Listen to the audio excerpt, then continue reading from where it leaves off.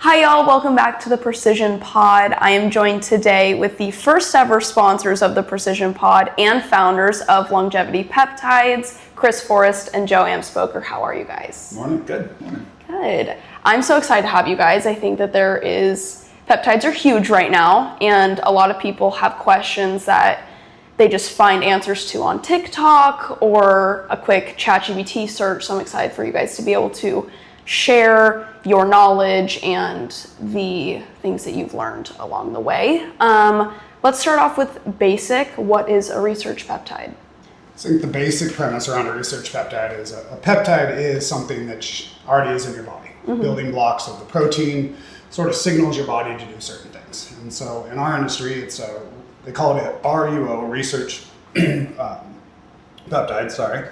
And what a peptide is imagine we take the alphabet, and each letter is a certain blockchain of a peptide. Mm-hmm. And then we create words out of the alphabet. So let's say blood, that would be 5 letters. Mm-hmm. And so technically a peptide is an infinite sort of subject matter of these blockchains or chains of peptides.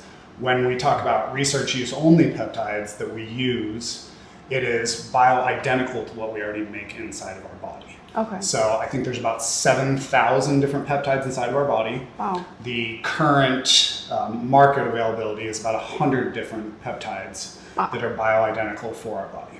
That's crazy. And have more and more just keep coming out? Or? Yes. Yeah, I think they're all evolving just because of, we get one peptide, we realize how that's signaling inside the body, and then we move on.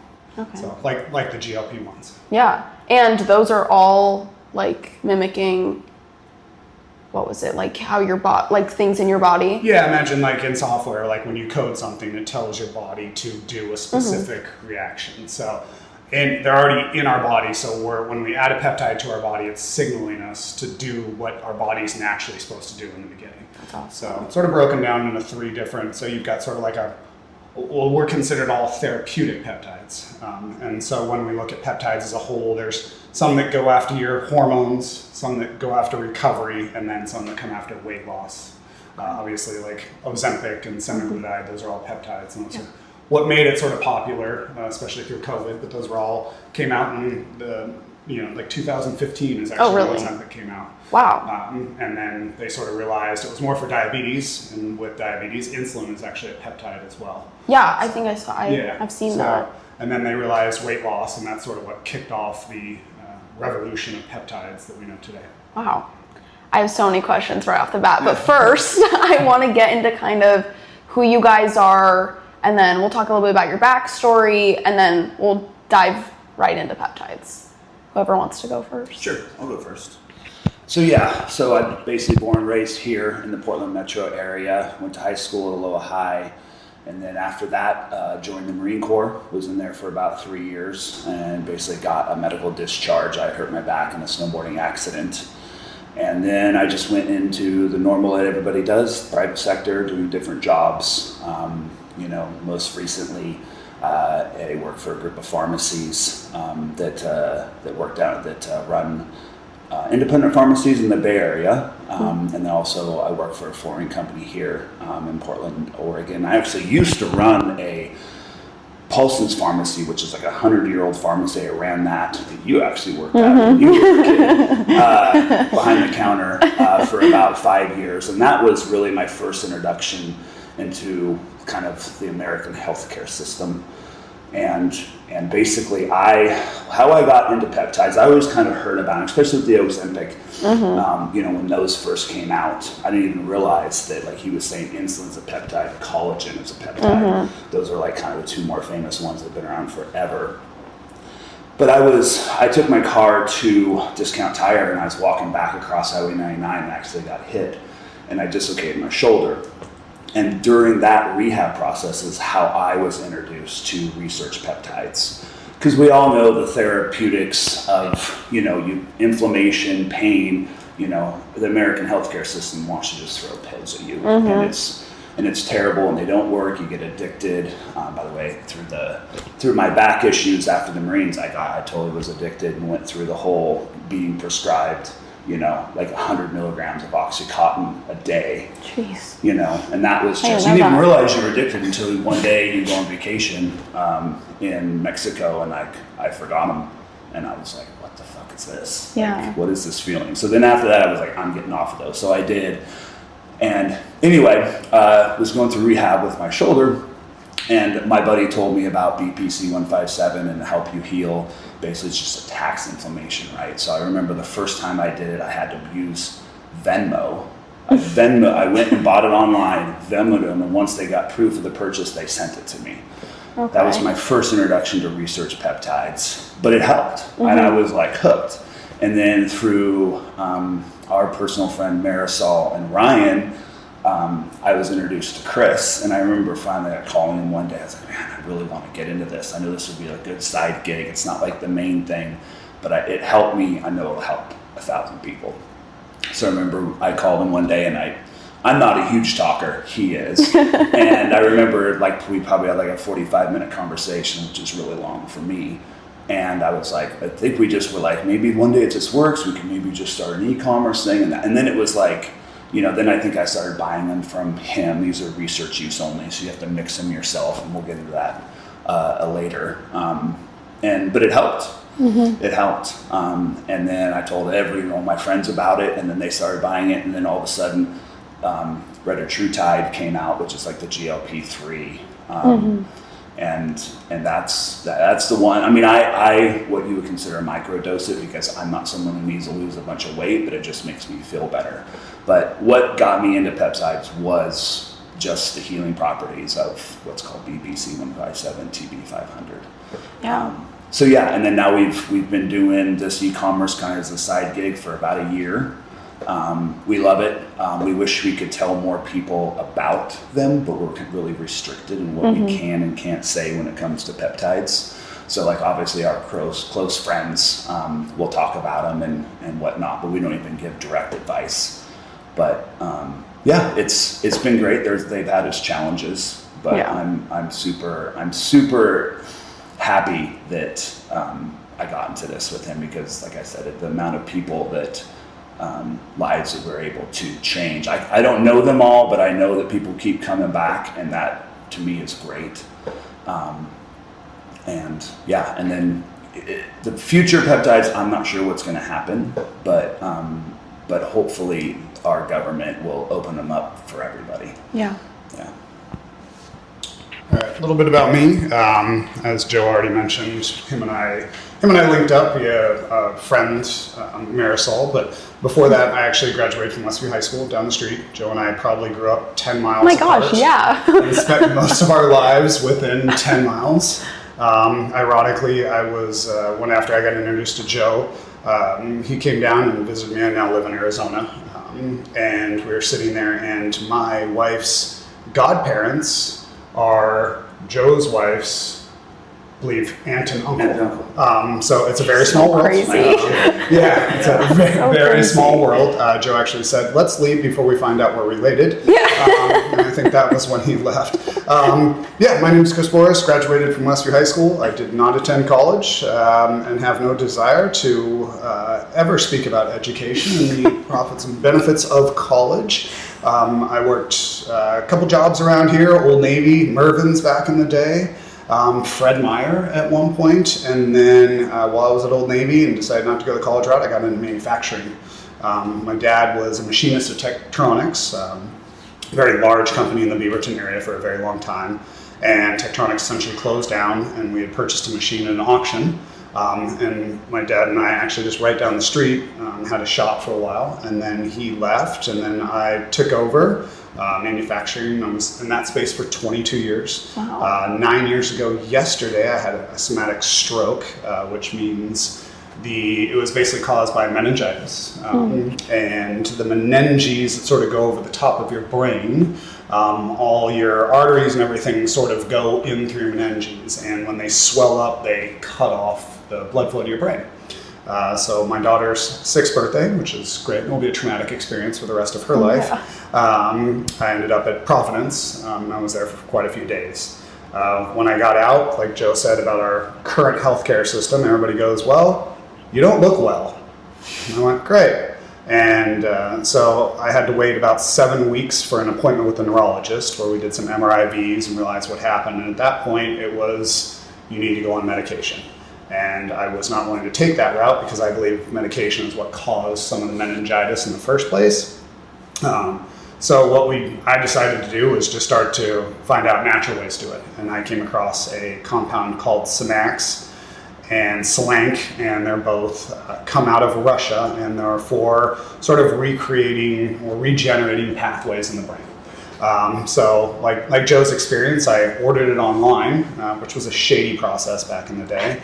I got it, and then 6 months later, as I was going through stroke therapy and stuff, I went and saw the neurologist, and he's like, I don't know what's going on, man, but your brain is healing at a accelerated rate. Just keep on doing what you're doing. And that got me obsessed. Yeah. I left my last company after I sold in 2022 and just went sort of full on into peptides.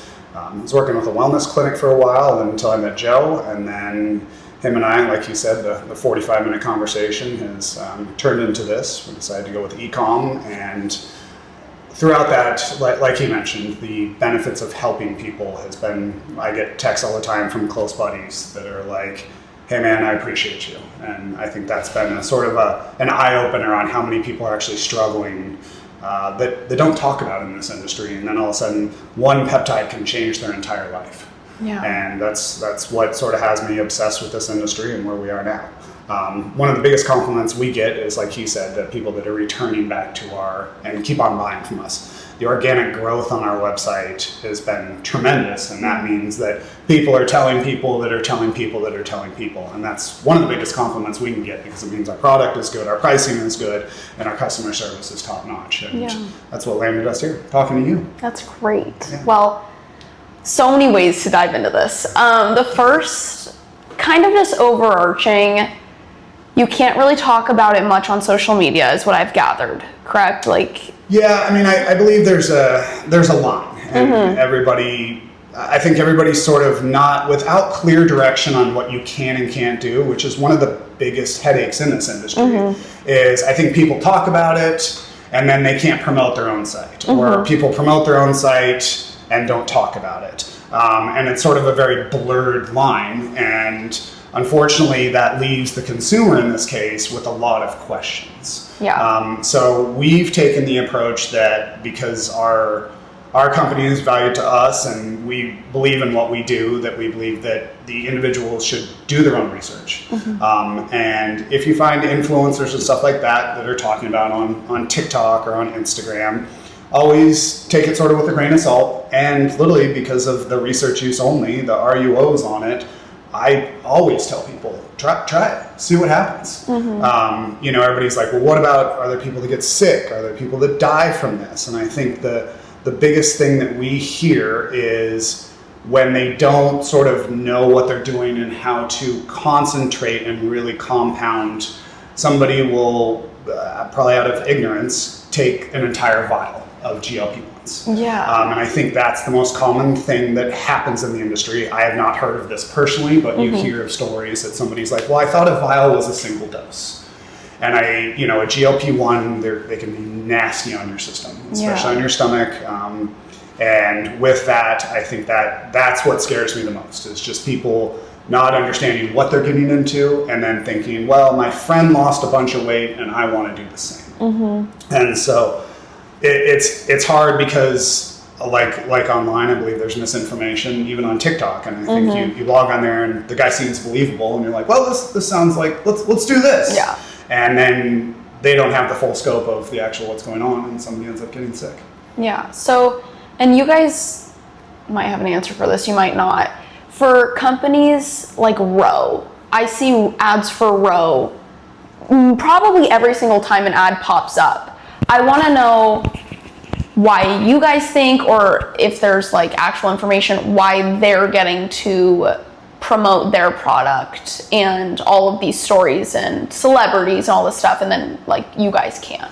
So here's a little known secret in the industry. So peptides, why they come from the human body, they're not taken from the human body and given to another person. They're synthesized in a lab broken down because again, they're a certain amount of branched chain amino acids, and they're made in a lab, and those labs where they're made are not in the United States. They're almost all over in China, and then they're shipped over here. And then what the most people know about is like the 503A or 503B compounding pharmacies will compound them, send them out in the usable form, which means they mix it themselves like bacteriostatic water and send it out.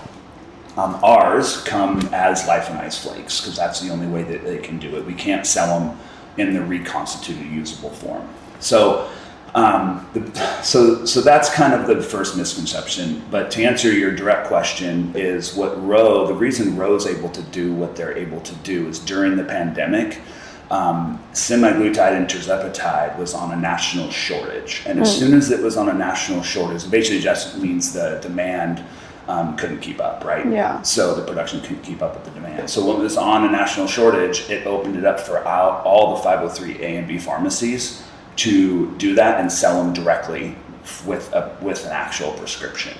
Oh. And they've not wanted to take that back, basically, right? And there's been multiple lawsuits. In fact, Eli Lilly and compounding pharmacies have sued each other, and then once they've settled out of court, they've partnered, and then they've unpartnered. And it's just not really good for the consumer. And the one thing I will say, the Trump administration did bring down the cost of GLPs, and then also with our FDA and RFK Jr. later on here in about 10 days, they're gonna actually rule on 13 specific peptides and whether they'll actually open them up to the public. And does that mean like becoming FDA approved? Correct. Okay, because Ro does say, or they are FDA approved, right? Yeah. So they don't own a patent on Eli Lilly or Ro or anybody. They don't own a patent on the actual peptide themselves. It comes from the human body. You can't in the United States. You can't patent something that comes from the human body. So what they own a patent on is the dosing and the little pin. Okay. So that's how they're able to get away with it. Those are the two patents that they hold. But our stuff or Eli Lilly's, they all come from the same place. Okay. You know? So. And during that emergency use authorization, like what he was saying with semaglutide, what they would do, because there's still not clear direction from the FDA, they would take semaglutide and they would add another component in the mix. Sometimes I've heard of vitamin B12 and stuff, and then say, oh, well, we're just compounding this. So during that, they weren't allowed to use semaglutide as a standalone, and so they would add another compound and say, like, well, here we go. And then the FDA would come along and say, well, you can't sort of do that. That still, considers it semaglutide. And then when the emergency use authorization was over, that ended maybe a year ago or so, basically they just came along and they said, well, everybody that's doing this can't do this anymore. And everybody went, wait. We've tooled up, obviously, like you said, Ro and Hims, and there's a bunch of different companies. One of them, like Joe mentioned, partnered with Ozempic. And you would log on to their site and it would say, we offer Ozempic. And it would say whatever the dollar amount was, $500 a month. And that was their partnership with them. And then it said, we also offer semaglutide, which is the same compound, just the generic in this case. And right below that on the website would say, but that's $199 a month. Okay. And so they were sort of advertising semaglutide and Ozempic at the same time, which then got, I think it's Lilly again, upset. There is still multiple lawsuits, especially with retatrutide coming out in phase 3 trials right now, where they're trying to determine, and I believe that's going to be going through the courts right now, is there's one single amino acid in there that they're trying to determine if that is truly an amino acid or not, which could change the entire scape of peptides. Which would make, because they're bioavailable, you can't have a patent on something that's bioavailable. Yeah. If the courts determine that this is not bioavailable, then they could be able to lock everything down, which I would say, looking forward right now, Ozempic and I believe it's Monjuro and a couple others, they were ranging back in the day between $1,100 and $1,800, not approved for insurance. I would guess retatrutide is going to hit the market, if they can actually legally patent that, between $3,000 and $5,000 a month. Wouldn't surprise me at all.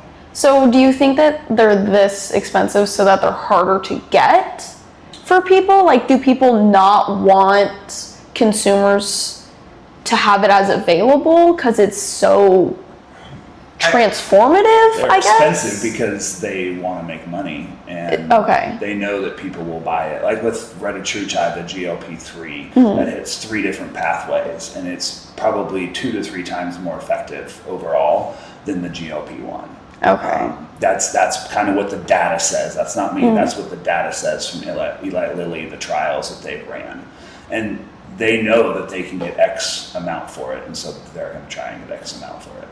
Yeah. And I think on the back end, they are, they fund their own trials. I believe they're, ironically.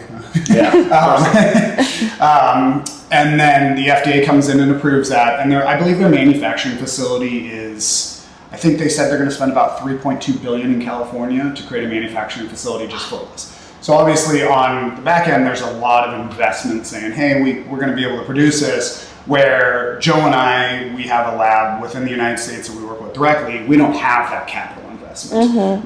Nobody came to us and they're like, hey, in order to launch a site, you need $3 billion. On the same token, there's a lot of published saying that it will be a $1 trillion drug. It will be the first $1 trillion drug. So although $3.2 billion for a factory seems like a lot of money, when the net is $1 trillion, it's an easy investment.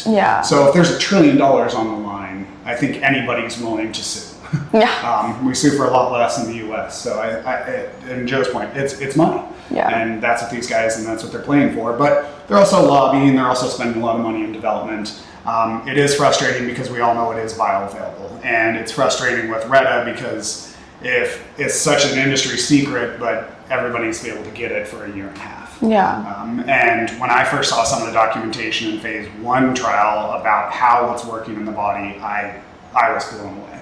And with this, I think it will be prescribed for a bunch of, I believe they call off-label, for inflammation. I think we're seeing a reduction in heart disease. I think we're seeing a reduction in fatty liver disease at high doses. So with the glycogen component that they're doing in Retta, it's going to be amazing, but it's also going to be expensive. And with insurance not wanting to cover that, rightfully so, at $5,000, $6,000, $7,000 a month, I think people are going to end up looking for alternatives because a lot of this was based on if you're diabetic. And so in the beginning with semaglutide, it was, are you diabetic? And if so, where do your A1Cs fall? Can we get them down with semaglutide? And then you're approved by insurance. So with the FDA and approvals and all of this, I kind of want to touch on Red 40 because Red 40 is kind of like the Ozempic, like big names people think, like immediately have thoughts when you bring up these names. So because Red 40 has been now linked to, I mean, there's been studies of ADHD and all of these kinds of things that are coming out with this. It is FDA approved. What do you guys think that people are now seeing that can be FDA approved, but peptides that are showing such positive impact aren't FDA approved? Do you think that there's like dwindling trust within the FDA? I think the conspiracy theorists are going to be proven right. That's the short answer for me. Yeah, I mean, I believe it's money, and unfortunately, like we touched on earlier, when you can't patent a lot of these, like BPC 157, if we're taking a share of some of the opioids that Joe touched on earlier, if we're taking a share of that away from big pharma, right? It's a threat, and unfortunately, we sort of have learned it's about money in the end of our healthcare system. Every 6 months or so, there's another instance that happens, whether it's somebody offing a healthcare professional or somebody just disgruntled. All of us, I think, in this room we have relatives all with people that are having major health issues, and the amount of money that it costs to do certain procedures and stuff, and all that just costs money. And with Red 40, I believe with Red 40, we're understanding that. And the separation here is with the peptides. Once again, we talked about they're identical bioavailable. Red 40 is not. It's a synthetic, but like you said, there's some, and once again, that becomes political. Is the Red 40, well, you can't say it's this because I don't believe that. Well, if the data's there, the data's there. And the same thing with peptides. If the data's there, the data's there. With peptides, they just can't make a tremendous amount of money off it. Red 40, they've used as a dye, as a filler and things and everything else, which unfortunately, the FDA has approved hundreds of items, probably thousands of items that are FDA approved that are not beneficial to our overall health. And then there are thousands of items that we consume every day that are not FDA approved that people are like, well, peptides aren't FDA approved. And I'm like, nah, why don't you go ahead and look in your cabinet? Yeah. There's a lot of talk in the industry about, you know, purity and exotoxins and all this other stuff. And I'm like, well, there's more stuff in your water than there is in this today. So when we're touching on things that are FDA approved, like Red 40, and then we come out and we say, you know, it has some autism, you know, it has some ADHD, and the administration comes out and says, well, we need to ban this. I think to your point, it's like, okay, well now if we have compounds like that I was on, CMAX, that are regenerative neural pathways, why don't we approve this? And I don't think the money's there to fund that. Like we talked about, a lot of these companies have to fund their own studies. Yeah. So if there's no money to sell it, nobody on the front end wants to come in and say, hey, I'm going to invest. I don't know what an FDA trial costs now, but it can't be cheap. Millions, Hundreds of millions of dollars probably is what they're putting into retatrutide. So who's going to fund this study for a compound like Semax or Slanx or Slank? A lot of times they come in and they say like Slank helps with depression and some ADHD symptoms. Well, nobody's going to do that when there's 40 compounds that have been FDA approved. Yeah. And I think that's where, like Joe said, it's a conspiracy theory. And sometimes conspiracy theories are just the truth. And I think a lot of people are understanding, okay, well, if the FDA has approved poison, like what you're saying, why won't they approve over here? And I honestly believe at the end of the day it's money. Yeah. And do you think kind of as my generation mainly gets older, do you think that like ingredient literacy and there will be a change with the kind of foods people are buying or putting into their body, or like my generation's use of peptides, that kind of stuff? I think you're already seeing it. I think that overall health, I think that over the last, really since COVID, I would almost say, people understanding that they can actually do something about their health is a huge, is massive. And the biggest thing for me, one of the biggest misconceptions with peptides, they're a cure-all. They're just going to fix it. Like Chris, he didn't just take something and his brain got better. He was doing that and 5 other things. Exercise, the right diet. If you would have just done a peptide but still eat shit all day, you wouldn't have the same outcome. Now, what you're seeing with like all these celebrities, all these people getting the Ozempic face and just looking, they're not eating. The Ozempic. I discourage that all the time. I This always was tell gonna be people another that question of I'm mine. associated with, like, no, you actually have to prioritize protein, take 10,000 steps a day, lift weights a few times, maybe just for 20 minutes a day, 3 to 4 times a week, and you'll transform your body. Yeah.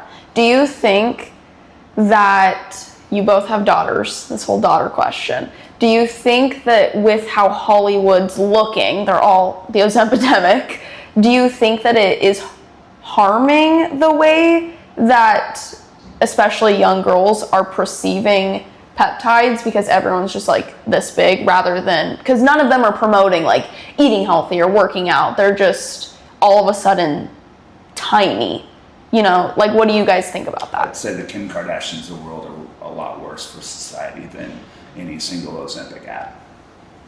Okay. And I'll touch on that. I mean, to his point, is when Kim Kardashian came around and then she lies about that she doesn't have implants, whatever it was, who knows? Yeah. And then women travel to other countries to get this same surgery, or they think that because that's the look. To your point is, are the peptides damaging the perception of, you know, being skinny? And I think when we look at that, I think everything influences. I think if we want to deep dive into that, the makeup industry would be just as guilty. Yeah. Right? With that, I think there is, because peptides are not as prevalent without skincare in the younger generation, and I think Ozempic is talked about quite a bit. I've heard a term called she's on the Zempi from my kids, and she looks like death because of the Zempi. So I think, to your point, yes, some people are going to be like, well, that's what I strive for. Yeah. Right? Also, we've had eating disorders in the past, right? Yeah. And but like Joe said, the problem is that some people will get on Ozempic and then they don't eat. That's also considered an eating disorder. Yeah. I understand you're on a peptide and it's quote unquote for your health, but you still need to prioritize your health. This isn't a cure-all, solve-all, and anything that comes to our youth, right? I would rather have some kids look at peptides and be like, hey, I'm going to start researching peptides than to sit there and eat nerd clusters. Yeah. Right? Because once again, we're talking about the sugars, we're talking about the red 40s that are in all of our candy, all of our food. And I understand that's not the aesthetic perception that we're talking about here, but on the same token, the makeup, you walk into any Sephora, it's not me in there. Yeah. It's the 20-something generation on down. My daughter's 15. I got a daughter that's 12. When you walk in, that's what I see inside of Sephora, spending money and all for, something to this perceived, I guess, ideal of beauty. Yeah. And then along that comes that. With peptides, unfortunately, the GLP-1s have sort of damaged the reputation of peptide because I believe like we said, there's 100 different peptides that we know of that are bioavailable inside the body that we can replicate. Yeah. And so, but we're focused over here and everybody says, well, the Ozempic is bad for our kids. Well, what about kids that, maybe need more of a natural thing with recovery with BPC and TB500 instead of putting a 17-year-old on opioids? Yeah. Or if they're 16, maybe we should look at a compound like Slank and say like, hey, let's bring down that anxiety instead of putting them on an antidepressant or an anti-anxiety, that it's terrible for their body, especially during puberty, right? There's a lot of documentation that says right now with these antidepressants, we're putting them on puberties. We don't know what that does as long-term studies. And then they come around and they say, well, we don't know, the FDA doesn't know long-term what some of these peptides do. We haven't looked at some of these antidepressants that come out all the time on that. So I think to your point, yes, I'm sure there is in society a preconceived notion, which it's like, oh, that person is on a peptide and shame on them. So you're gonna have the bullying. Also, I believe that, I think tirzepatide, some of the published documentation goes down to the youngest patients are at 13. So on the same token, can we eliminate some of this childhood obesity that can cause irreparable damage down the line? I think that's also a good thing. That's their prescriber, right? I don't know personally of anybody that has put somebody that young on a GLP-1, but it happens, and they've tested studies down to that. So are we going to use it for off-label for vanity? Of course, right? I would also say it's better than using steroids. Yeah. It's better than using the anabolics, and there's a lot of Joe and my generation that's all you see. And I'm like, hey man, we've now gone beyond health, right? And unfortunately, we're in a society driven by envy. And when you enter envy into anything, you can look at it two different ways. You can be, I'm envious because she looks better than I do, or I'm envious because she looks better than I do, and I'm going to do something about it. And I think sort of teaching our children on how to deal with envy in the first case would solve some of this down the line, right? I agree. And say like, okay, is that an obtainable feature that you want to, and what are you willing to work for it? And so to Joe's point, it's like, I believe now is the biggest change that we're seeing in people's health with peptides. People are taking their own health and saying like, hey, I'm now going to advocate for me. I literally tell everybody that asks me about peptides, I say, I want you to do your research. And then they say, well, isn't that a scapegoat for you're able to sell it? And I said, no, I truly believe that you should be doing your own research. Instead of showing up to a physician that's in his 60s, is overweight, is on all the medications he's providing, he goes, well, one time when I was sick before I had my stroke, I went to the doctor and he was like, well, I think you're depressed. And I said, I can't see out of this eye. And he said, well, I'm not going to give you pain medication. And I go, I can't see out of this eye. I'm not asking for pain medication. I'm asking for a solution. At the time, I ran my own company, working quite a bit, probably 6 days a week. And he goes, well, you should probably just work 4 days a week. And I looked at him and I said, I don't have that opportunity. Right? So now we have to take into our own hands and say like, how do I change my life? And what we were talking about earlier is relying on physicians or relying on your friends, right? When we're talking about teenage daughters, is there another 13-year-old that's on peptides that's going to tell her friends? That I don't know. There shouldn't be. I hope there's not. Yeah. But it happens in every industry, right? So maybe it will change our perception of how these kids are viewing health. My parents' generation fully believed that a physician is going to tell them, right? And then all of a sudden you work into our generation with Joe and I, and it's sort of like, wait a second. Then in your generation, you've got the internet in your hand since you were born. Yeah. So we're able to do our due diligence. So do I believe there is a little bit of harm? I'm sure there is. I'm sure there are always going to be those cases. But do I believe the end game is we're going to become healthier and understand our health better, right? Like you talked about with the food pyramid. I do. I think maybe there is, but in any case, there's harm. Yeah. Right. But if we can reduce that harm and get more information, which is why we always talk about, like, why doesn't the FDA give some guidance on this? This would help even parents, right? When parents say, like, okay, well, my kid is severely overweight, he's getting bullied in school, how do we go about this? And unfortunately, kids are going to get bullied in school for being overweight or whatever the case is. That might open up a whole new world to somebody who is getting bullied. So yes, to your point, do I believe that? I believe there's a little bit of that. I believe it's going to cause a little bit of harm, in the vanity sector, but will the good outweigh the bad? I also believe that. Yeah. You made a lot of good points. It's like, because I'm also, like, I don't really do research on peptides, but I'm obviously in the world of it online and with Joe. And so, yeah, there's a lot to learn. And yeah, I think there's a lot of good points there. Yeah. Steering away from this, and we're going to kind of work more into the business portion in a second. My last question for this is, do you think if peptides were not primarily injectable, that more people would also be using them? Without a doubt. Because I know for me, like, I'm just scared of needles. Like, I just really don't prefer them. That's the biggest barriers, because you do have to use it with an insulin needle, preferably. But yeah, there are some over-the-counter BPC 157. There's some other ones that you take orally, but you have to take so much because your stomach acids will destroy them, and your body will never absorb them, and they'll never work. Okay. But if there was, yes. Yeah. I would love it if there were. If we could, maybe one day they'll engineer it where they can take a pill and it'll last through and it'll still get sucked in. I have no idea.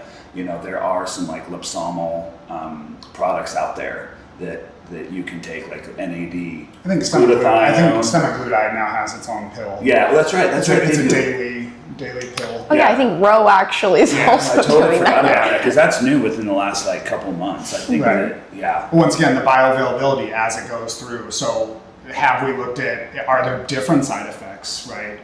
Now it's in your stomach instead of your bloodstream directly to that. And I think it's a daily pill, where right now a lot of this is, most of the GLP-1s are on a 6 to 7 day working life.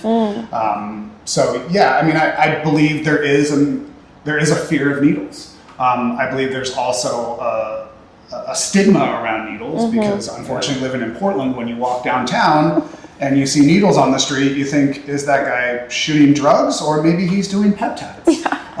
That I don't know. But 5 years ago, it wasn't peptides. And so with that, I think there's a stigma, especially around your guys' generation, of like, we didn't see needles going on the ground when we were in Portland, and now you guys do. So that stigma goes back to a drug user or somebody who's an addict.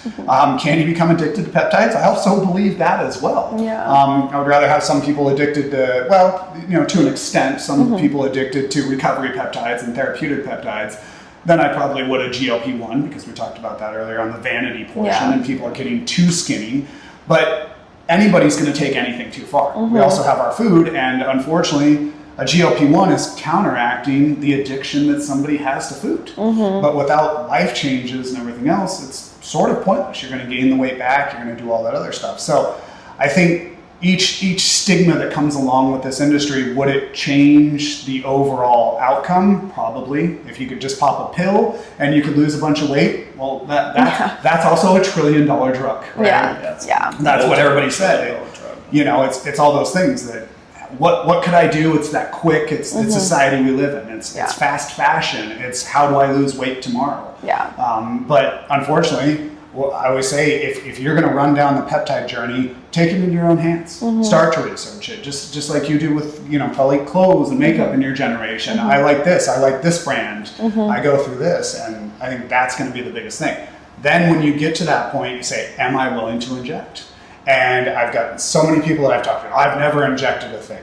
My mom and I were just talking the other night. I had to get allergy shots as a child, and my mom's like, I probably could have saved a lot of time driving you to your physician if I just would have done it myself. Yeah. And she's like, but I was so deathly scared of needles, and now she's type 2 diabetic, and she injects insulin, fast acting or slow acting 2 or 3 times a day. And she's like, now everybody injects. Yeah. So I think it's a rational fear to have, and then once you do it, I think the benefits outweigh the fear, and so they instantly get over that. Yeah, I've tried BPC 157 I hurt my back, not like super bad, but I hurt it, and I didn't inject myself because I have not crossed that threshold, but I had Braden and Braden's mom do it for me, and you're right, like when it helps, you're just kind of like, you just kind of have to do it. When I think I talk to a lot of guys that are like, I'll make my wife do it for me. And I'm like, oh, okay. You know? Yeah. Today's episode is sponsored by Longevity Peptides, the leader in research peptides. These peptides are manufactured and third-party tested right here in the United States. This is American-made quality that you can verify. Learn more today at longevitypeptides.us. Today's episode is also sponsored by Evolve AI Solutions. This company is built for small and medium-sized businesses. From incoming leads to stagnant warm ones, they instantly classify every single contact and turn them into booked appointments. Stop guessing and start knowing. Gain new customers today. That's evolvemy.ai. Kind of moving more into the business side of things. And obviously there's been a lot of hurdles because of the unclearness of kind of the whole world at the moment within peptides. So I kind of want to talk to you guys about what getting started looked like. Not peptides, but website, like running your website, payments. I know that payment processing, at least in the beginning for you guys, was a little shady for your own purchasing, but like how that works for you guys now, all of that kind of stuff. So, I mean, to get started, it was just a simple e-commerce site and spread by word of mouth. We initially started with a payment processor that we got through one of his friends, and we had, I think we had our own one and only back charge like a few months later, and they're like, oh, you're doing peptides, so then they shut us down. Then we were without a merchant processor for a while. We got Stripe for a while, got shut down again. And now, fast forward a year later, we went through about, 9 months of just in limbo, uncertainty of how we're going to be able to take payments for people. Because we really pride ourselves on customer service and the product, right? All the products that we sell online have a certificate of analysis on them. They're all tested. They're from the United States. They're from, the Life and Ice Flake themselves are made over in China, but they're packaged and shipped out from a facility in Texas. But it's the payment processing, and then Meta. I personally, I tried to advertise. I think you even tried to help me a little bit. We tried to advertise through Meta, and we tried multiple avenues, and they ended up just taking down my personal page one day and never getting it back. And then I finally able to get back on it like 4 months later. So the advertising has been purely almost word of mouth. We do a little bit of Google advertising on the site, but there's not a lot. It's mostly been word of mouth. I work out at Bake Hub here locally, and I have a couple good friends that don't shut up about it. And that web of word of mouth has been growing. We have a place out here in Hillsborough, not too far from here. There's a gym that, again, word of mouth there. It's once we get going, as long as, knock on wood, as long as we're able to keep going, I think that we'll be able to facilitate and help more and more people. Yeah, to circle back on a couple challenges we had, Joe mentioned the website. You can't use sort of off-the-shelf a Shopify website. And when you start to deep dive, there's a lot of questions you ask. Well, why can't I use a Shopify website? Nobody knows. They just say, well, you can't. And they go, okay, well, the FDA. And then you go, well, isn't Shopify Canadian? And they go, it doesn't matter, you can't. So we had to build our own website. Took us a couple months, a lot of iterations, obviously going through, each stage and perfecting that to the customer experience, where it's not as simple as a drag and drop like a Shopify site. So then when, like you said, when we got that going, then we're like, okay, well, here's the payments. Nobody explained to us that you're going to have 1,000 different hurdles in payments. So I got a payment processor. We upload it through an authorized portal on the website. Oh, everything's fine. We get a chargeback. Wasn't our fault. We actually reached out to the customer directly, and we said, "Hey, what's going on?" "Oh, I didn't realize that this was the line item on my credit card. I'm sorry. I'll call my bank." And they called their bank. They reversed it. They go, "Oh, well, you're doing peptides." So then you ask, "Well, why can't we do peptides?" It's bad, or it's illegal. And they go, "Is it illegal?" "Well, no, it's not really illegal." "Well, then why can't we do it?" It's in our terms and conditions." "Can you explain to me where in your terms and conditions?" And you get this fine thing, and then it says, "Oh, you can't," and they've sort of classified it like CBD, like cannabis, where they just say you can't. And so, there was huge hurdles on that. But to his point, when you have great customer service, when you have a good product, the organic growth through networking has been phenomenal for us. And just people saying, "This has benefited me, and I know it's going to benefit you." And then it benefits one of their friends, and then they go through that. And I think you have individuals that are becoming obsessed with this, and then they're seeing results, and then they feel so good. They run out and tell all their friends, and then, maybe 10% of their friends get on something, and then they go out and they say, "Oh," and so I believe in this industry, word of mouth is the biggest thing. Yeah. We talked about influencers and stuff earlier. I believe a lot of people are relying on that. We actually see an uptake in a certain product, and Joe and I talk, we're like, I wonder what influencer was talking about this last week. Especially when like the Glow and Clo blends came out. We had that for quite a while. And then all of a sudden, we would sell one here and there, and obviously there was a big push on the influence side. And all of a sudden we're selling out within days. And we're like, well, this is strange. We haven't sold anything for a couple months, but we've offered it. There was no price change. There was no advertising. And so that word of mouth or the influence is huge in this industry. But we have had, and when we were having issues with Meta, he would reach out. "Why is this suspended?" Nobody answers. Yeah, and Meta. So you're sort of left to wonder. And so when you're in business, you want sort of a clear directive, and that's what we're all looking for. On your podcast, you sit down, you can look at the metrics. You can say, well, this is reaching this demo. This is reaching this demo. We don't have that. We have no idea and feedback except for word of mouth, right? And then we're not allowed to reach out to a customer and go, "How was your customer experience?" Right? We can't say, "Did this work for you?" We get emails quite often from loyal customers that I wish we could communicate from that say, "Oh, your health product has helped us so much," or "Can you source this because I read about this?" We have quite a few patients who reach out and be like, "Do you have any advice?" I shouldn't call them patients, we call them customers. "Do you have any advice?" And I say, "There's a bunch of books out there. Start looking into, just start reading stuff." And I think, unfortunately, we have to take that route, and instead of going to Meta and saying, here's our format, post this, and then it gets frustrating because I log on to Instagram after we've been denied, and there's 400 ads for peptide companies. And I go, well, what are they doing that we don't? And then there's somebody promoting, "Are your ads getting flagged? Do this." And I don't think the industry should be that difficult. No. Right? Especially if it's regarding people's health and how we want people to have this information in their hands, right? And once again, we can relate all this back to conspiracy theories, and that's what you're left with. Well, why aren't they allowing us to advertise? And we can answer that question, but none of us really know. Yeah. Well, I know. I would say it's big pharma. Oh, I think it comes back to money and big pharma. They're in bed with the merchant processing, Visa, MasterCard, American Express. And Strive, all those. That's the only thing that they can do to us is shut us down. If we can sell it all day long for research use only, but so they're just going to come after us by putting their thumb down on our avenues of actually selling the product. And what the consumer needs to understand is that our processing fees are 3 to 4x what it is if you go to a Target.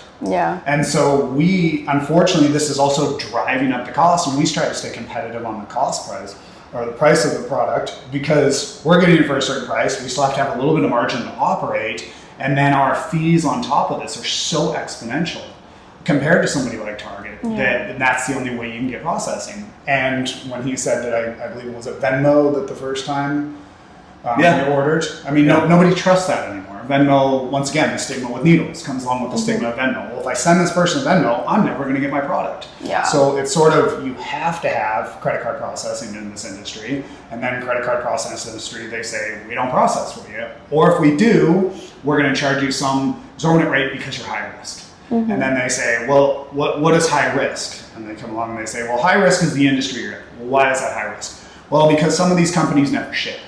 And I go, well, wouldn't that be the same for a t-shirt company? Wouldn't that be the same for sellers on eBay? But all that's wide open. And like Joe said, I think it comes down to the back end of who's funneling the money and who's doing what. Right now, I believe Strive Pharmacy, I don't know if that lawsuit has been settled, but they're sued for, I believe it's basically just shut down peptide processing in the background. Strive does a lot of peptides. They're a 503B pharmacy, and they're a huge, well-known pharmacy. Yeah. And they tried to shut that down, and Strive went and sued.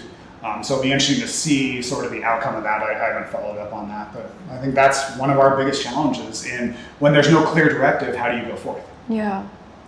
So do you guys think also when social media is available to produce, will it help or hurt your business because all of the other peptide companies are also going to be able to do the same?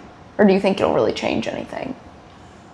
I think it'll all hurt us and help us equally in a lot of ways. You know, it's a pretty level playing field when it comes to that, unless you know someone. How some of these companies are able to advertise on Instagram, I have no idea.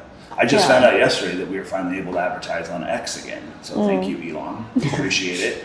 How long that'll last, I have no idea. How effective that'll be, I have no idea. We just started it. You know, but in that respect, it's really an even playing field, right? Some of the big players, so like the number one player in this had always been Peptide Sciences. They were, at one point, they were probably doing $1.5 million a month. Wow. And I think that maybe even more. I think it was December of 2025. And because of that, they were the number one target from Big Pharma. And we know, you know, they were never said much about it, but they went dark one day. They just shut down. Wow. Word on the street is they're going to turn into telehealth for peptides once the FDA clears these 13 here coming up later this month, if they actually do that. But that's really hard to do. You got to do that in all 50 states. So you know, and then there's been lots of other ones that have been shut down for having influencers. We have influencers reach out to us and say, hey, I want to promote your product. Sorry, you can't. Yeah. You just literally can't. We'll get shut down because you're going to talk about the health benefits. And again, when we were doing this podcast, we weren't even sure if we wanted to do it. But we're not giving this advice to other people. We're just talking about what we've seen and what we've been told by other people. Yeah. And we've tried to put in safeguards like on our site explaining, you know, how the process works. And like with Peptide Science, they shut down. There's been some huge players in this because they're telling the actual, hey, this compound does this, or this is how you do this. We get quite a few emails that people obviously go through the checkout process. They see what the product is. They haven't done their due diligence or their research in this case. And we get an email after sale that says, I'm disappointed in your product because there's no instructions. And we say, and once again, there's so many no's that we say. Joe and I are both sales, customer service. That's one of our strengths in this industry, right? We ship the same day. All orders go out. Everything's in stock, et cetera, et cetera. But then when the customer gets the product and they have no idea what to do with it, they sit there and say, well, what am I supposed to do now? And then they reach out to us. We would love to have a whole website dedicated towards this does this and this is how you do this. And that's what we believe is going to get us flagged and shut down. Once again, every time a large peptide player gets shut down, there's a lot of speculation. Did they do this? And nobody really knows. And they put up sort of a page that says, we're no longer operating on this X date. So whether it's a choice to just get out of the industry because there is a headache of payment processing and you're always sort of fighting the machine, maybe that's it. Or maybe there's, the FDA has come down on them because of a specific reason. And unfortunately, we just have to avoid all of that, which I believe also damages the business on our end. It's not allowing us to do what we should do as a company, as a whole, and support our customer. And when those cases, we literally just instantly say, please, if you'd like to return your product, please, we send them a label and they can return their product and we check it back in. And as long as it's unopened, it's not something we like doing, but we understand you now have this product in your hand and we can't give you any information. The unfortunate thing is then it upsets the customer. Yeah. And that's the hurdle once again. If we can't advertise and we're upsetting the customer, it's literally an uphill battle unless somebody has done their due diligence. Yeah. And we don't live in a society anymore where people actually do their due diligence. They see an influencer and they just go for it. Yeah. So as business owners, and you owned your own business many years before this, you've owned multiple businesses throughout the years. When you guys were in high school, did you have an entrepreneurial mindset? Did you think that one day you would be owning a business? Were there signs of that? Is this what you wanted to do?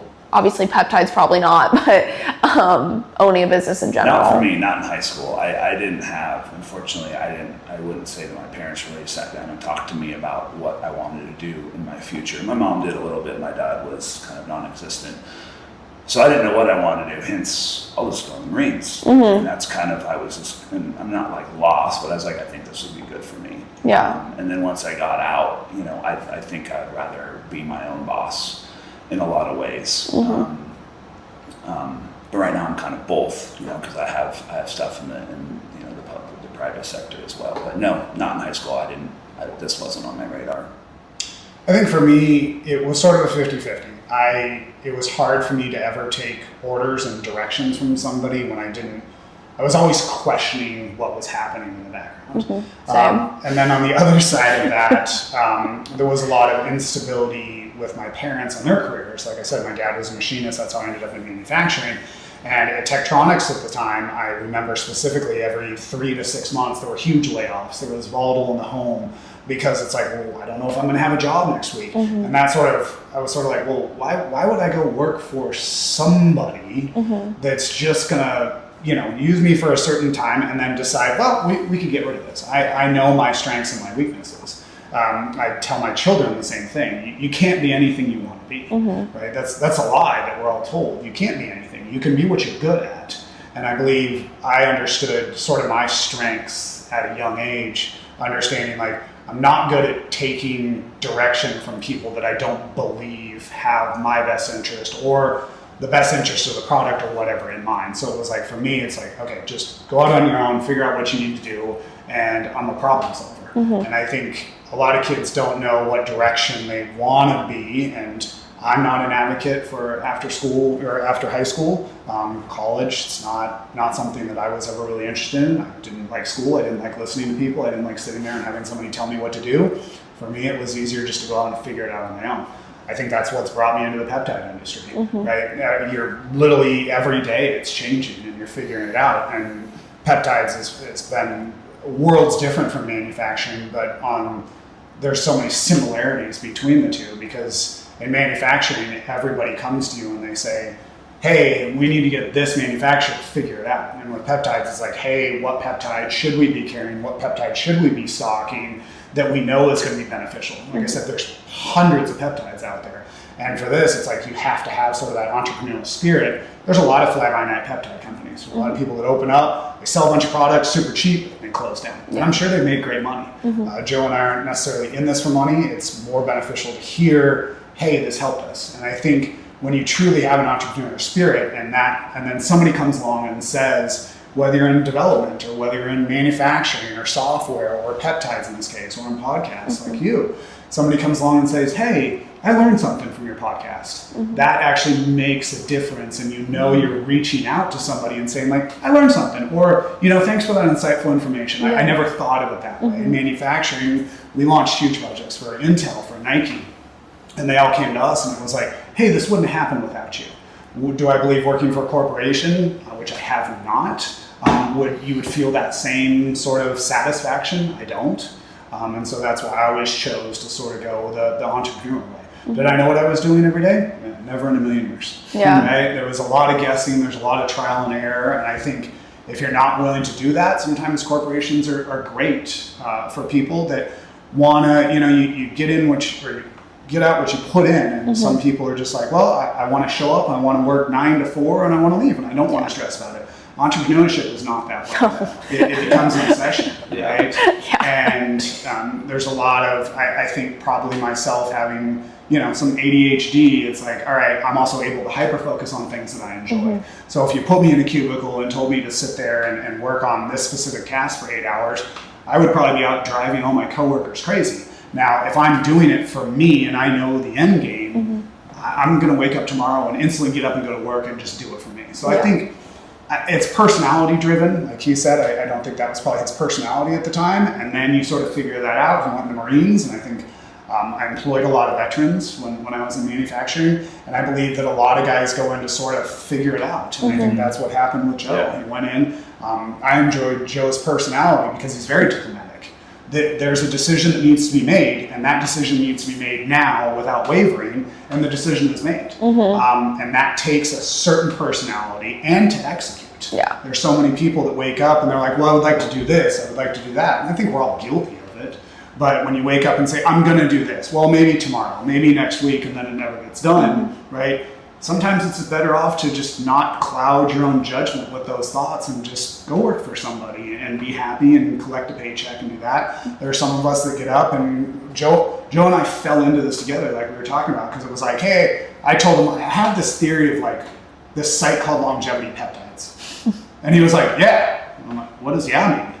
And it was like, hey, so I'm going to start on the site. And I'm like, oh, well, I guess we're doing this, and that's literally how this business spawned. Yeah. It wasn't like, all right, well, let's sit down and build out a 28-page business. Let's analyze our competition. It was like, well, we know our strengths, we know our weaknesses. Let's just go for it. Yeah. And I think that is 90% of entrepreneurs. Yeah. I don't need a lot of people that are like, well, I sat around, I thought about this for 3 or 4 years, and I decided to go for it. It's like they woke up one day and they were like, I see a void in the market, or I see something that I'm good at, or the information I can give other people, and they just run with it. And that's always sort of been my personality. I think that's what Joe is, sorry, you can speak up for yourself, obviously, but I think that's what you've morphed into.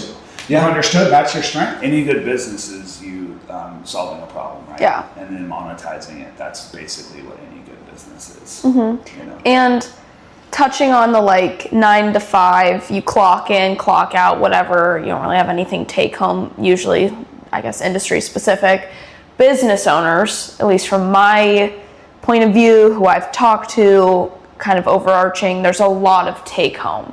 For you guys, and I know we kind of talked about your phone, you're like, I'm going to put my phone on airplane mode because I don't want to get any text calls like that because it's bound to happen. What do you guys, or how do you feel about how much take home you have, people asking questions, even if you can't answer them, being able to turn your phone off, going on vacation? How do you guys kind of deal with that as business owners? I mean, I wouldn't say he's been here on vacation, helping his mom for 10 days. I'll let him speak to that. But with me, I don't ever have the liberty of really turning my phone off. We'll go camping, and sometimes I can't really do stuff, but that's why I would rather be in business with someone and not just myself. Because you always have to be on. You can't just push it on the next person and say, sorry, you got to do this. I don't ever have that liberty, and that's my personality. I'm not one to just sit around and do nothing all day. That would I would die. That's like Elon is going and talking about universal, not healthcare, but universal income. And he's like, oh yeah, AI's gonna do this. And I'm like, that's terrible. So people are just gonna get paid to do nothing and then we're all the same. No, I would rather try a business, and if I fail, I'll get up and do the next one. I think, just to touch on that, I think as an entrepreneur, you have to understand your strengths and weaknesses. That's one of the things that you have to sort out as you go through this. I think most successful entrepreneurs are high-performing people. And so if you understand you're a high performer, I particularly don't watch television. I think television, I'm sure there's a lot of good stuff and bad stuff on television. It's particularly not, I can't sit and do that. My wife, on the other hand, loves her shows and binging and stuff like that. And so with me, I understand I drive my wife constantly crazy. I stand up, I sit down, I stand up and sit down. She's pausing, she's stopping. And those are two different personalities, and she loves her job. She loves working for a corporation. She works for a very large corporation around here. It's taxing because you're dealing with people all the time, but she loves that, and she's built for that. It would drive me insane. Right? So are there trade-offs for that I have to answer a text at 10 o'clock? Yes. When I sold my last company, I would talk to the the current owner, and he would be like, dude, there's just no end to this. And I would say there is an end. You just have to have that in sight. He'd be like, no, it's 12, it's 15 hours a day, it's 6 days a week. They show up at 4:30 on a Friday and want something on Monday. And I go, but that's what you're in business for. Yeah. I go, if you weren't in business for yourself, you would just tell them no. But since you're in business for yourself and you're able to monetize that, you're in business to make money. Money is the one that supports the business, supports our lifestyle, supports who we are. At the end of the day, that's ultimately the reason we sort of show up as an entrepreneur. If we didn't make money, a lot of us wouldn't show up to our job, especially in the corporate world. Yeah. Right? So if we realize we're doing this for the business, which is, moving the business forward, I think we're okay doing that.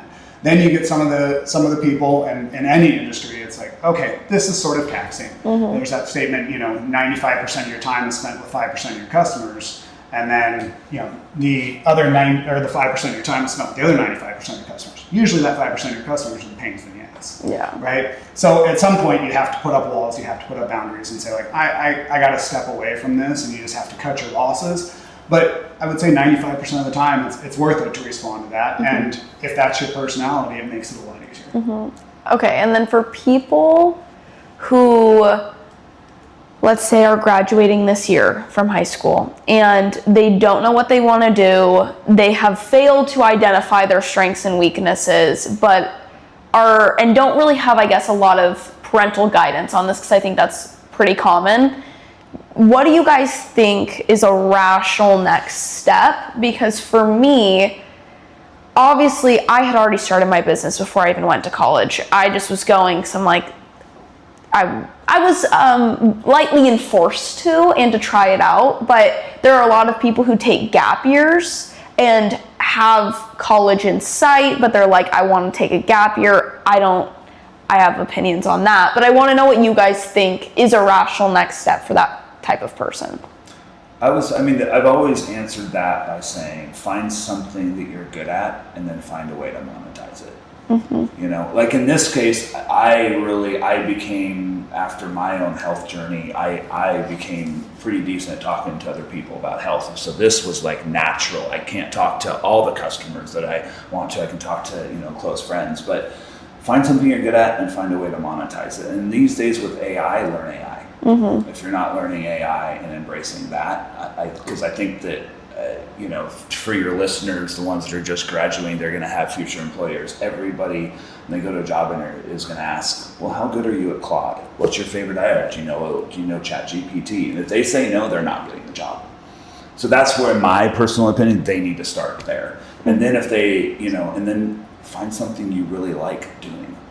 Like if you're like, I don't really like talking to people, well, then don't do something that comes with talking to people. I love sports. That's why so many people are like, oh, I love sports. They can't go do sports because they're not really that, there's only 2% of people in the world that can, but I want to manage this or manage that. Those are very hard things to do, but if you try really hard at it, you're probably more likely to get there than someone that doesn't try. Yeah. Yeah, I think to touch on Joe's point, it's like, if you're not a people person, don't get into something with the public. Yeah. Understand that. When we go to a restaurant or we go someplace, you're like, man, your server is terrible. And it's usually not that they're a terrible person. It's that they're not exploiting their strengths. Yeah. If you have a personality built for something, exploit that. Everybody's built completely different. Even my sister and I are completely different. She's very artsy. She's very, she can dream something up, and I have such a in the box logical mind. This is what I do, and she actually makes candles for a living. She's been an entrepreneur for a long time as well, where she's very crafty. I could care less. Yeah. Right. And so if it's something that you have a passion about, do it. And going along, I would say it's interesting. I now live in a community where it's about, I think they say it's about 40% Mormon where I am, and everybody leaves on their mission. And after high school, and I thought, well, this is really interesting. And I was talking to a friend the other day, and her son, extremely great football player, he decided to, instead of take a full ride scholarship, I think he got to a couple of different schools in the area that we live in, he decided to go on his mission. And I thought about that for a minute. I'm like, well, this is a once in a lifetime opportunity. Why wouldn't he take the scholarship? Why wouldn't he run with that? And then, but he's excited. And then the second thought was, well, how many opportunities do you have to find yourself when you're in your 20s? How many opportunities do you have to go travel the world to see, hey, maybe not everything we have fits in this little box? And I would say if you have the opportunity to go try out different jobs, we always joke, touching back on college, I had a recruiter that recruited people for my last business. And she would always laugh because she did a bunch of businesses in the area. And that for a call center around here, you had to have a 4-year degree.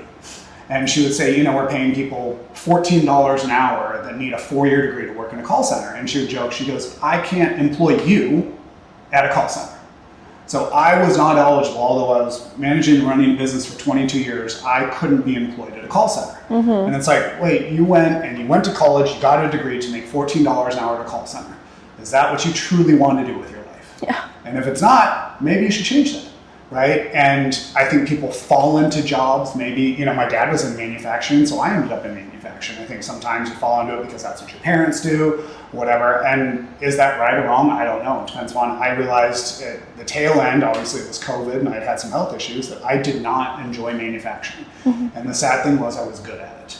And so when I exited that industry, it was like, man, this is sort of shitty. Because I'm appreciated in the industry, I'm really good at what I do, I just don't like doing it. Yeah.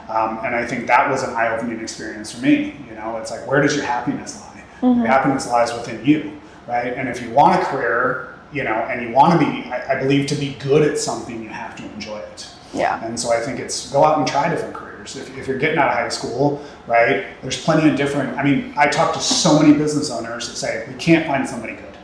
I was just at my chiropractor the other day, and he said, sorry, I have to go answer the phone call. And I go, do you not have a receptionist? He says, well, we had one, and we were waiting on her, and then she had to move to California and there was like this slew of, and maybe that's what you want to do. Maybe you want to become a chiropractor, and you have no idea how to do it.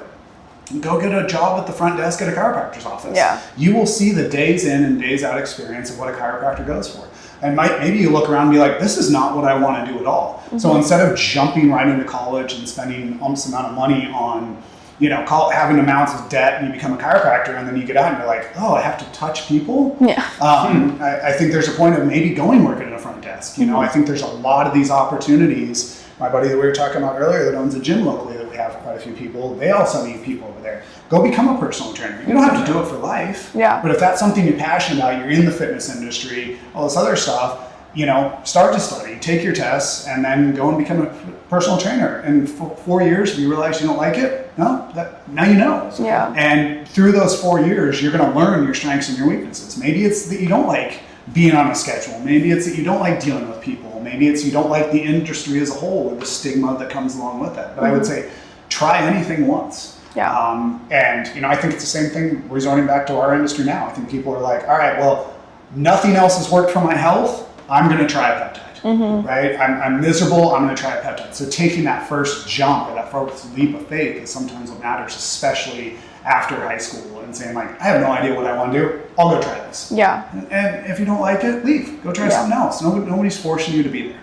I think that's a big thing is people are really afraid to fail. Yeah. And so they're really afraid to try. And so I hope that people understand that time isn't running out. And that's something I even struggle with too, is thinking everything needs to happen so fast. And even with weight loss, people think that it needs to happen overnight, and then that's when people take too much of GLPs and they get sick, or all of these things. And I think people need to understand that there is time to try things. And just like you said, just like with GLPs, it works different for everybody. Some people make strides at a very low dose, some people at a very high dose, and some people get frustrated. It's the same thing with life. It's you might like a job that I would detest. I can't stand.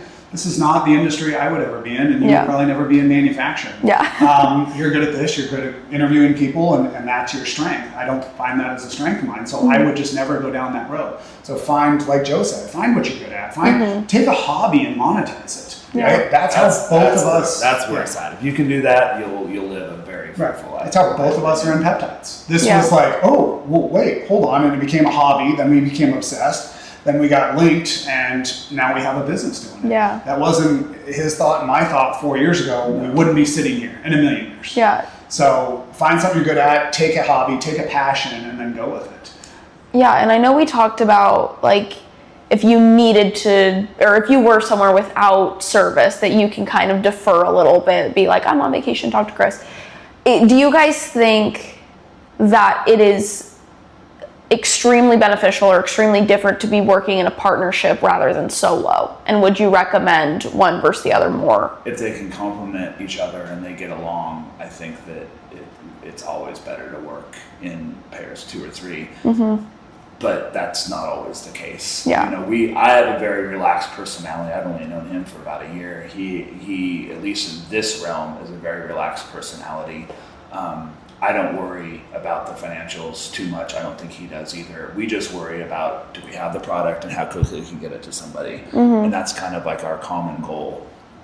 But yeah, I think it's definitely been easier with someone. Yeah. I think it's like in life. It's like, do you want to do this solo or do you want to do it with a partner? I tell both of my daughters the most important decision you'll ever make is who you marry.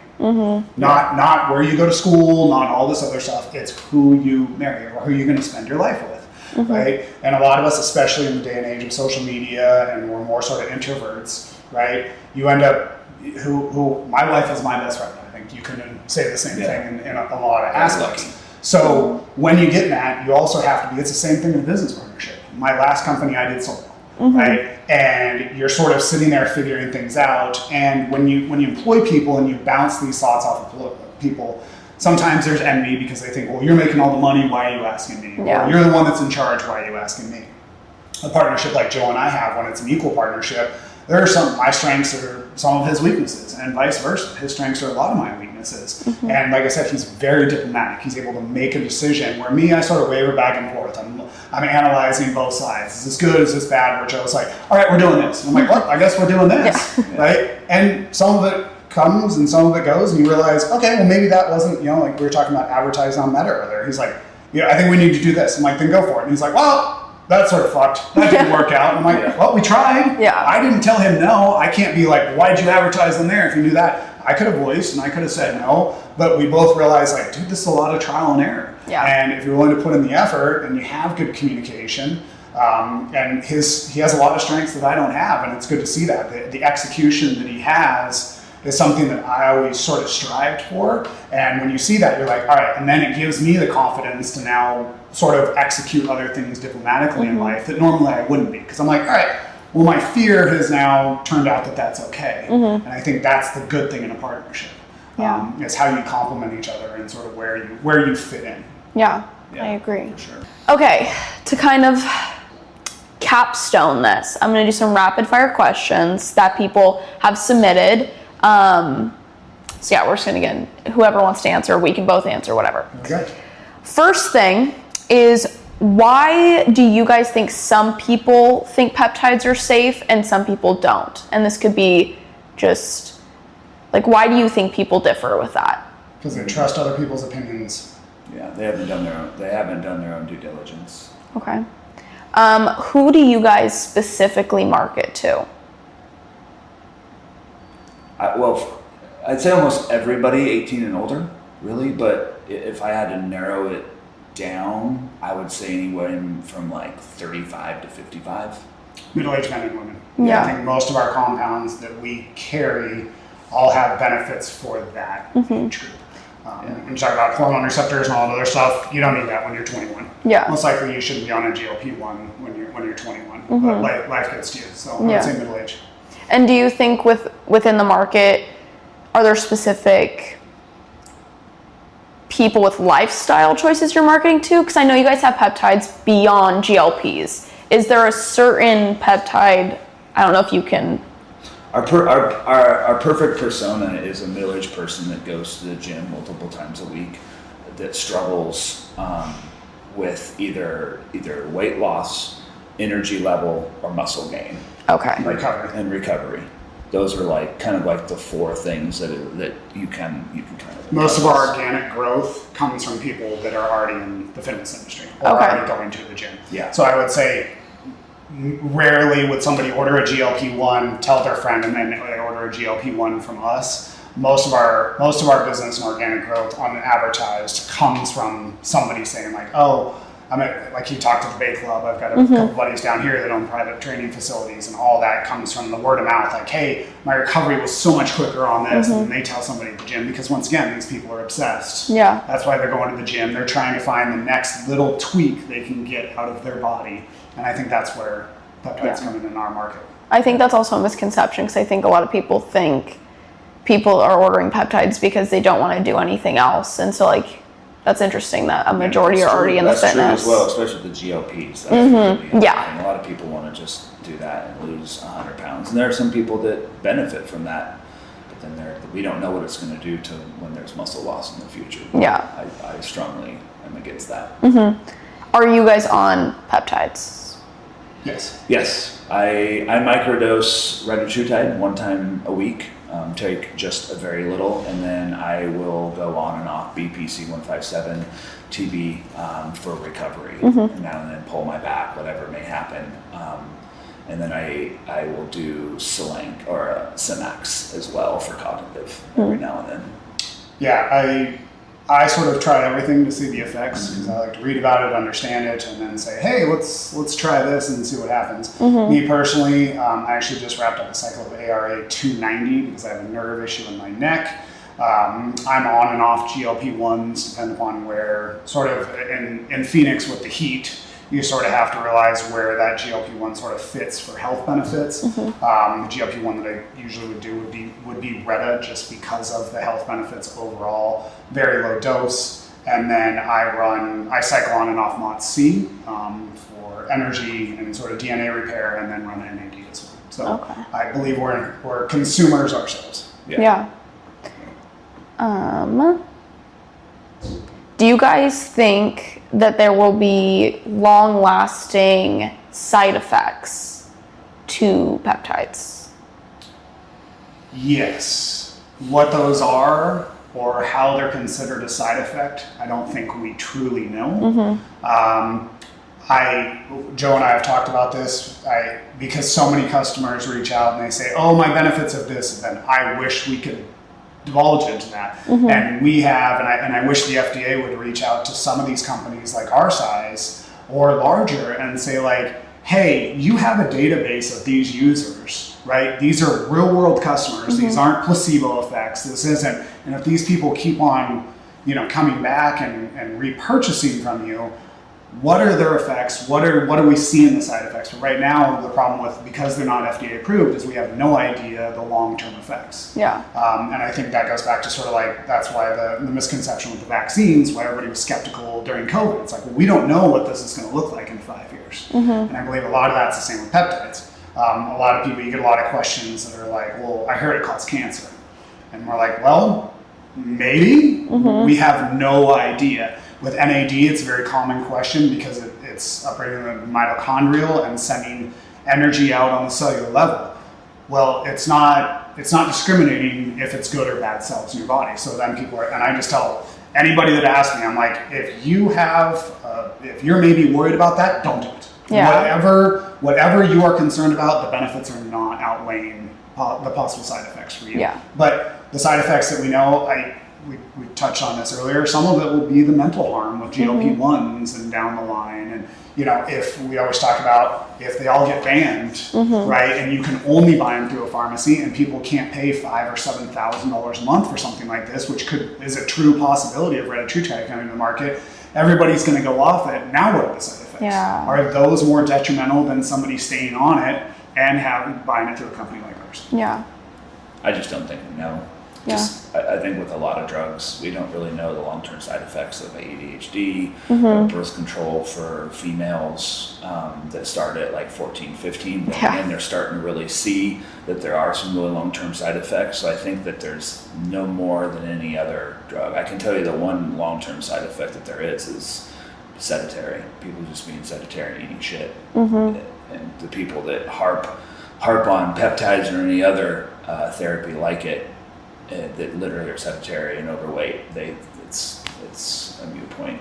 Yeah, I think that's true. And I also feel like a little bit because of social media is kind of blowing peptides like up, like it's just so crazy popular right now that like, I haven't even thought about like other drugs that are common, like Zoloft, things like that. I have no idea if they've been researched or not, but like people talk about them like it's just fine. So yeah, I think that's crazy. So yeah, I think that all of this is great. I think a lot of people will find your guys' information extremely helpful. I know I just learned a lot just sitting here and having this small conversation in the grand scheme of things. Is there anything that you guys want to leave listeners with? I don't know if you can talk about your website, what your website name is, that kind of stuff. It's longevitypeptides.us. I guess there'll be an ad in here for it too. More than welcome. If you have questions for us, you're more than welcome to fill out the form. Doesn't mean we can answer them, but we actually really appreciate user feedback, whether you've been a customer or not. So. Yeah, I think to wrap a lot of this up with entrepreneurship and peptides and all that other stuff, I think that my biggest advice and sort of say to people is you have to figure yourself out. You have to figure out what fits for you, whether it's corporations, whether it's entrepreneurial, whether you want to gain muscle, whether it's recovery. Not every peptide's the same, not every job's the same, not every education's the same, and we're all not the same. Yeah. So figure some of yourself out and then sort of work from there. Become obsessed with something, have some passion in something, and run with it. Yeah. Wow.